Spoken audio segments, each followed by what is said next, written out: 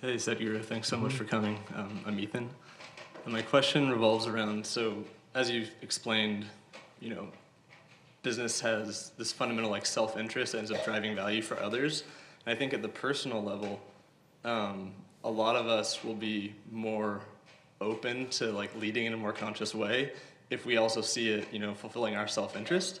And so I would love for you to talk about some of the benefits that you've seen of conscious leadership and like how that can actually transform an organization and how that leads to more business success so that we can keep that in mind, when things get tough and we don't resort to our old stressed out ways and know that it's actually going to help us kind of create value for people and build a better organization generally. So when you say stress, essentially you start behaving in an unreasonable way. Hello?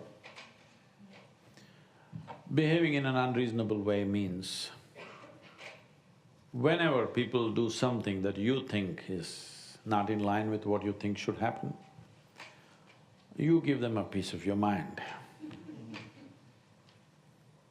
You must look at this term. So I gave somebody a piece of my mind means you got really nasty with them. So why is pieces of your mind all nasty? Why isn't pieces of your mind beautiful? Why are they nasty? If you have a nasty mind, piece of your mind is nasty. If you had a beautiful mind, piece of your mind would be beautiful and it would be treasured by everybody, isn't it? This happened. Shankaran Pillai's wife lost her mind completely. Then the doctor examined her and said, she's completely lost her mind. So Shankaran Pillai said, I'm not surprised at all, last 15 years she's giving me a piece of it every day. So it must be gone. So if you start giving a piece of your mind every day, very soon you'll be half brain or no brain, isn't it? See, most human beings, right now, their way of being is determined by somebody else. People keep asking me, Sadhguru, all this variety of work in a day, the number of things and the variety of things I manage are insane. If anybody has to go crazy, I'm the first candidate because I work with volunteers. Over 4,600 full-time volunteers and over 9 million part-time volunteers, doing variety of projects around the world.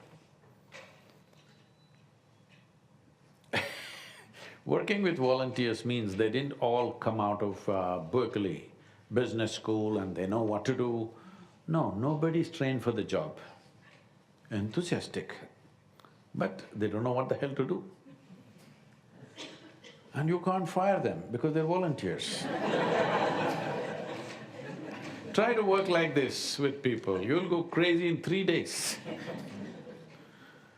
But I'll not go crazy because I have not given this privilege to anybody that somebody can make me happy, somebody can make me unhappy, somebody can make me angry, somebody can make me miserable. These privileges I kept to myself. This is all you need to do.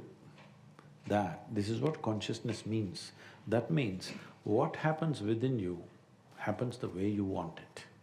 What happens around you will never happen 100% your way. Little bit my way, little bit your way, little bit somebody else's way. This is the way the world will always shape itself.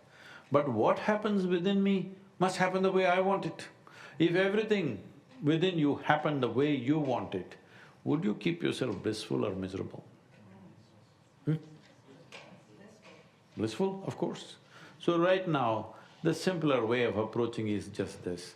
Now, I found ways, yogic system, I'm sorry, if I use that word, people think twisting and turning yourself, wearing Lululemon.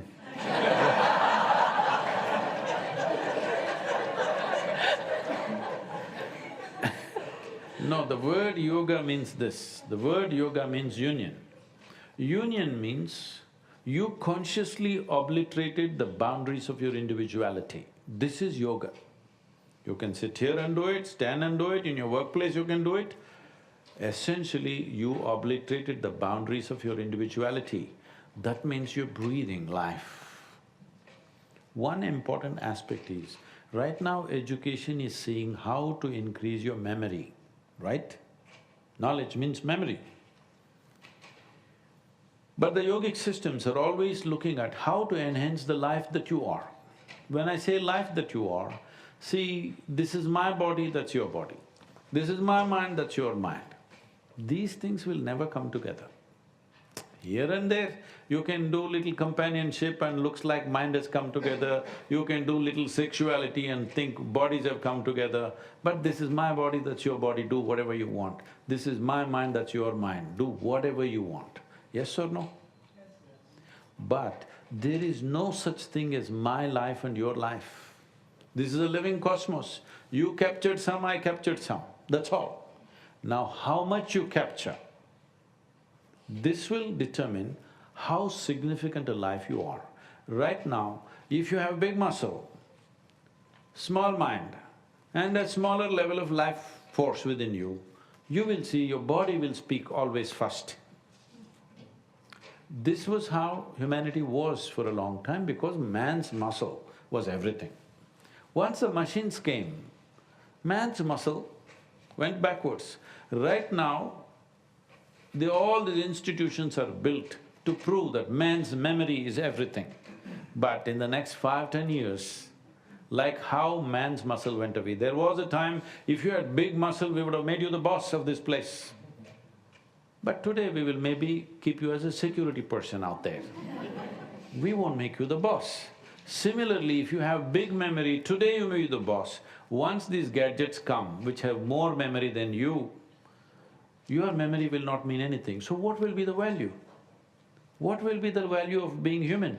Lot of people are worried their jobs will go away. They're inviting me to all these AI conferences. I say, why are you inviting me? I'm not a technology person, nor am I an artificial intelligence. They're saying, no, our problem is, what will we do? I said, you are the ones who said, thank God it's Friday. Thank God it's AI. If every damn thing is done by the machine, then what kind of a human being you are will become the highest value. Good times are coming. Hello? Isn't it?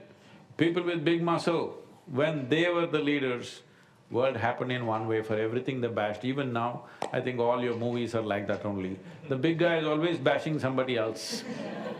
Yes or no?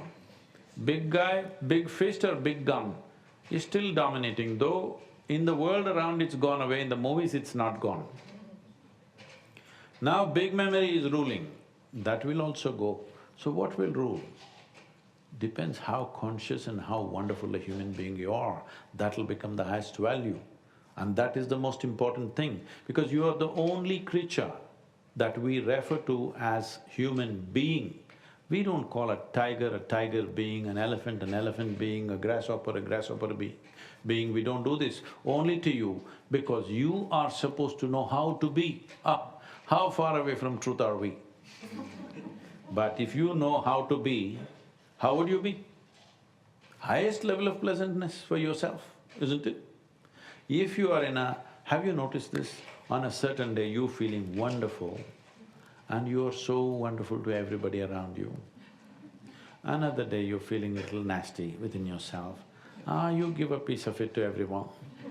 Yes or no? So this is the main problem. We have been trying to create good people. Good people have been a disaster. We need to create joyful and conscious human beings. When you're joyful, you're reliable, aren't you? Hello? When you're joyful, we can easily expect you will do pleasant things to everybody. When you're miserable, it doesn't matter how good you think you are, you will do miserable things to everybody. This is why good people have done more miserable things to everybody else than not so good people. They mind their own business. People who think they're not so good, who know they're not so good, they will go sit somewhere in one bar and drink themselves to whatever state they want. It's the good people who go and mess with everybody. People who think the highest level of goodness in people's minds is God, all right? People who think they're working for God haven't they done the most horrible things on the planet? Yes or no? Hello? Still continuing to do, they are the people who are exploding because they think they are working for God. Because the moment you think you're good, it gives you a license to do all kinds of rubbish. Goodness is not what we need. We need more conscious and pleasant human beings. If you're feeling wonderful, you're inevitably nice to everything around you, isn't it?